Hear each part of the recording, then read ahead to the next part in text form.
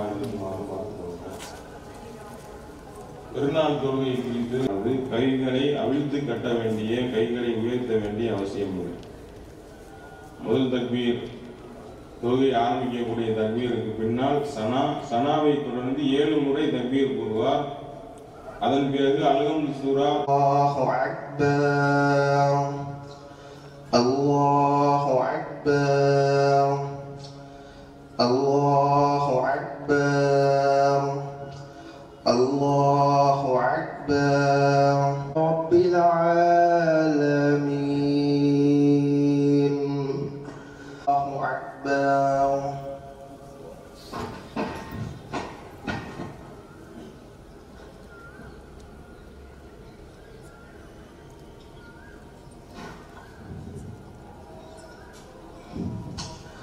الله أكبر. يذكر من يخشى ويتجنبها الأشقى الذي يصليهم صراط الذين أنعمت عليهم بل تحسنون الحياة الدنيا والآخرة خير.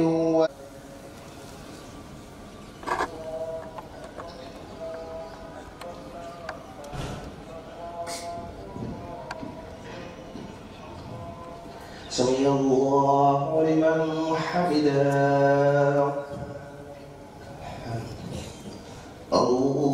الله أكبر.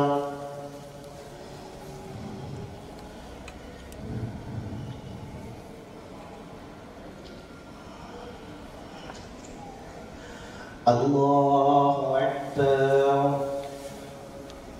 الله أكبر.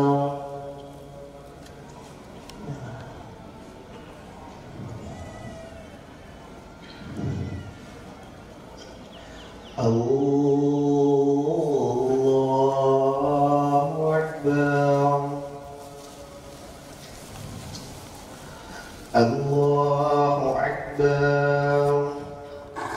الناشبة تسلى نارا حامية تسقى من عين عالية ليس لهم طعام إلا من ضريع لا يسمن ولا يغني إلا من تولاه وكفر فيغلبه الله.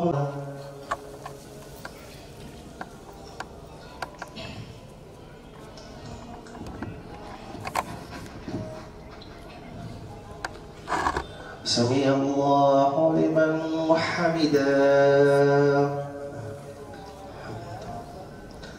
الله أكبر.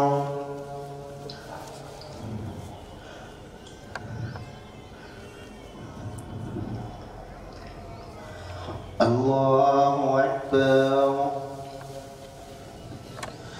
الله أكبر.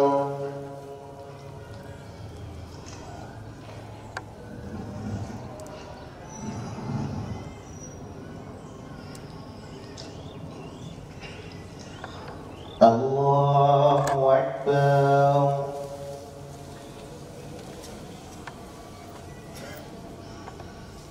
السلام عليكم ورحمة الله. الله أكبر. استغفر الله.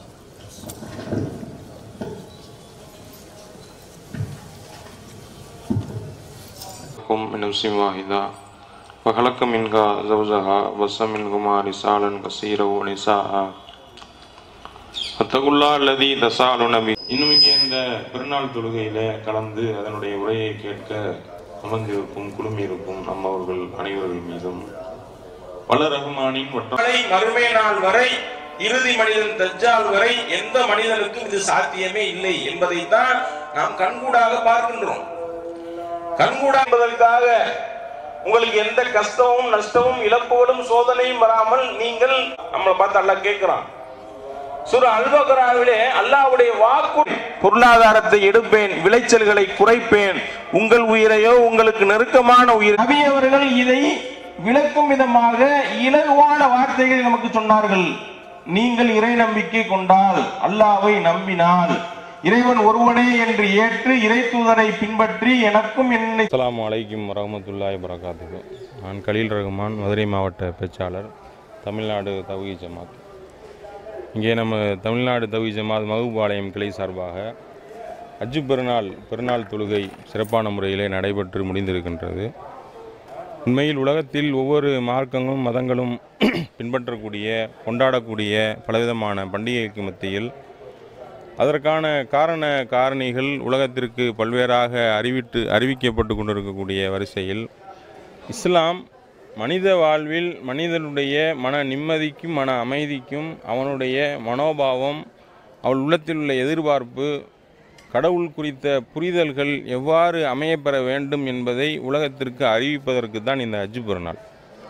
இன்றிலிருந்து சுமார் 5000 ஆண்டுகள் முன்பாக எவ்வாறு நமக்கு இப்பொழுது முகமது நபி இறை தூதராக அவர் வாழ்வுக்கு வழியாக பூமிக்கு மக்களுக்கு நல்ல பல விஷயங்களை போதித்து சென்றிருக்கின்றார்களோ, அதேபோல் 5000 ஆண்டுகளுக்கு முன்பாக வாழ்ந்த ஒரு இறை தூதர் தான் நபி இப்ராஹிம் அலைஹிஸ்ஸலாம். அவருடைய வாழ்வில் அல்லாஹ் ஏராளமான சோதனைகளை கொடுத்தான். இறைவனுக்காக பெற்ற பிள்ளையை அறுப்பீர்களா என்று கூட சோதித்து பார்த்தான். அத்தனை சோதனைகளிலும் இப்ராஹிம் நபி அவர்கள் வெற்றி பெற்றார்கள். பெற்ற பிள்ளையை அறுக்க துணிந்தார்கள். ஆனால் அல்லாஹ் அந்த நேரத்தில் ஒரு ஆட்டை இறக்கி, இறைவனுக்காக நீங்கள் மனிதனை பலியிடக்கூடாது, இறைவன் படைத்த பலி பிராணிகளை பலியிடுங்கள்.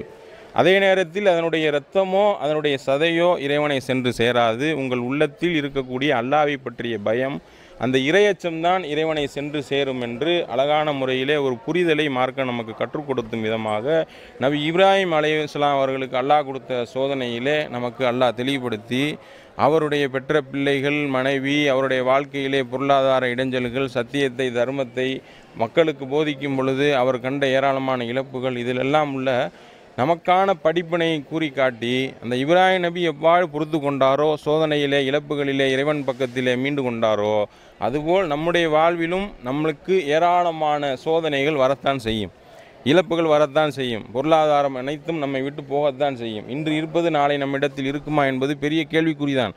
அப்படிப்பட்ட வாழ்வில் இறைவன் கொடுக்கக்கூடிய அந்த கஷ்டங்களின் நஷ்டங்களில் இறைவன் கொடுக்கின்றான், அவனை நம்மை காப்பாற்றுவான் என்று நாம் பொறுமையோடு அடுத்த நாளில் நம்முடைய முயற்சியின் மூலமாக இறைவனிடத்தில் பிரார்த்தனை செய்து அந்த துன்பத்தை நீக்க நாம் போராடும் பொழுது அதை நம்மை விட்டு அல்லாஹ் நீக்கி வைப்பான்.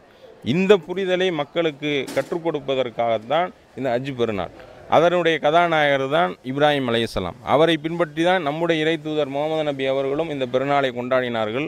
ஒவ்வொரு முஸ்லீம் சமுதாயம் கொண்டாடுகின்றோம். அதிலே இறைவனை போற்றி புகழும் விதமாகத்தான் இன்றைய பெருநாள் தொழுகையும் நாம் அமைத்திருக்கின்றோம். இதுதான் இந்த பெருநாள் தொழுகையினுடைய நோக்கம், அதனுடைய பின்னணி. மற்ற நாள் தொழுகைகளிலும் இறைவனை பற்றிய ஒரு அச்சமும் இறை நம்பிக்கையும் ஒவ்வொரு நாளும் இருக்கணும்னு சொல்லி தான் மார்க்கம் சொல்லுது. அதுக்கு தான் 5 வேளை தொழுகையை மார்க்கம் கடமையாக்குது. 5 வேளை தொழுகைகளில் ஒரு தொழுகையை ஒரு இறை நம்பிக்கையாளர் கைவிட்டால் கூட உலகமே அழிந்து நாசமாவதை விட அது அவனுக்கு மோசமானது என்று இறை தூதர் சொல்கிறாங்க. இந்த பெருநாள் தொழுகையுடைய முக்கிய நோக்கமே இறைவனை பெருமைப்படுத்துவது. உலகில் எல்லா மார்க்கங்களுடைய கொண்டாட்டங்களையும் பார்க்கின்றோம். அது மற்ற மக்களுக்கு தீங்கு விளைப்பதாக இருக்கும். ஒரு பட்டாசை போடுவாங்க, ஒரு விதமான நோயாளிகள், மனநோயாளிகளுக்கு, வயது முதிர்ந்தவர்களுக்கு, கால்நடைகளுக்கு, பறவைகளுக்கெல்லாம் பெரிய இடைஞ்சலாக இருப்பதை தான் பார்க்குறோம்.